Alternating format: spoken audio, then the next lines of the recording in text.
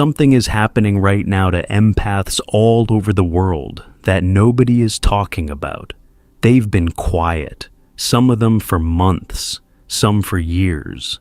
They pulled back from friendships, walked away from relationships, left jobs, stopped answering calls, and everyone around them interpreted this as defeat, as breakdown, as the empath finally crumbling under the weight of a world they were too sensitive to handle. But Carl Jung documented something about this exact pattern that would make every person who dismissed them deeply uncomfortable. What looks like retreat is actually preparation. What looks like collapse is actually reorganization at the deepest psychological level. Jung studied individuals who went through extended periods of withdrawal and silence after years of giving themselves away, and what he found on the other side of that silence wasn't a broken person. It was someone so fundamentally restructured that the people who knew them before couldn't recognize what they'd become. He called it the return of the individuated self, and he said it was the most powerful psychological transformation a human being could undergo.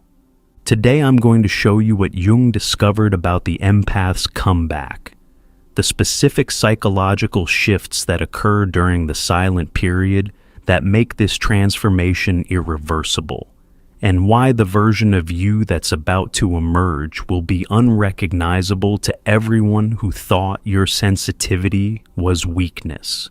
Because this isn't a recovery story, this is an origin story, and it's already underway. To understand what's actually happening during the empath's comeback, you have to understand what Jung saw when he studied empaths at their lowest point. He didn't see fragile people who'd been broken by the world. He saw people who'd been running an impossible operation for decades. They'd been metabolizing other people's emotional waste since childhood, processing grief that wasn't theirs, carrying anxiety that belonged to their parents, their partners, their friends, their co-workers. Their entire nervous system had been functioning as an emotional processing plant for everyone around them, and nobody, not a single person, had ever asked whether the plant could handle the load. Jung recognized that empaths don't just feel other people's emotions. They unconsciously take responsibility for regulating those emotions.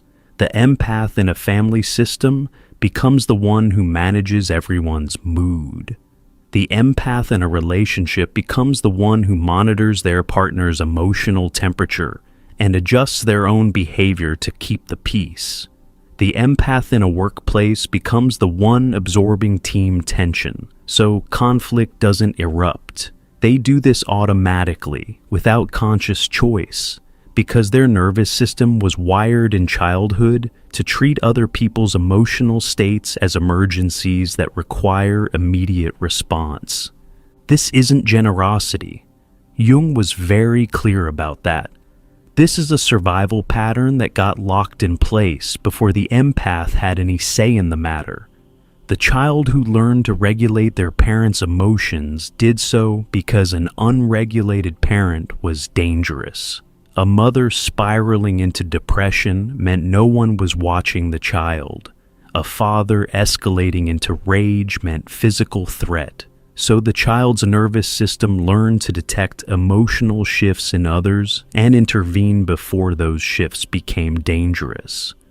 That pattern saved the child's life, and then it spent the next 20 or 30 years slowly destroying the adult. Because what works in a dangerous childhood home becomes catastrophic in adult life. The empath walks through the world treating every human being's emotional state as their responsibility. They can't sit with someone's sadness without trying to fix it. They can't witness anger without trying to soothe it. They can't be in the presence of dysfunction without attempting to heal it.